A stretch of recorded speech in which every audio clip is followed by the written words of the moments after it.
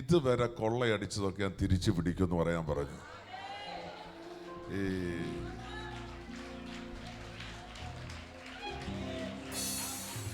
ഇതുവരെ എന്റെ നന്മ ആരൊക്കെ കൊള്ളയടിച്ചു അതെല്ലാം ഞാൻ യേശുവിന്റെ നാമത്തിൽ തിരികെ പിടിക്കുമെന്ന് എന്റെ ജനത്തോട് പറയണമെന്ന് പരിശുദ്ധ പറഞ്ഞെങ്കിൽ ഈ പക ഞാൻ പറയുന്നു, നഷ്ടപ്പെട്ടതിനെ തിരികെ കൊണ്ടുവരുന്ന വർഷമായി ദൈവം നിന്റെ ജീവിതത്തെ വേർതിരിക്കാൻ പോകുകയാണ്.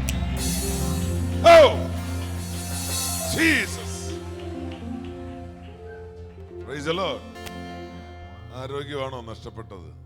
തരും തിരിച്ച്. വെള്ളിയാഴ്ച ഇവിടെ ഒരാൾ വന്നു. അവരുടെ കാലിന് സെൻസേഷൻ ഇല്ല, ഒരു കാലിന് സെൻസേഷൻ ഇല്ല, അതിന് ഒന്നും അറിയാൻ പറ്റുന്നില്ല. അവരുടെ കാലിന് നടക്കുമ്പോൾ അതിന് ഒരു വേദനയോ അല്ലെങ്കിൽ എൻ്റെ പ്രശ്നങ്ങളൊന്നും അറിയാനില്ല.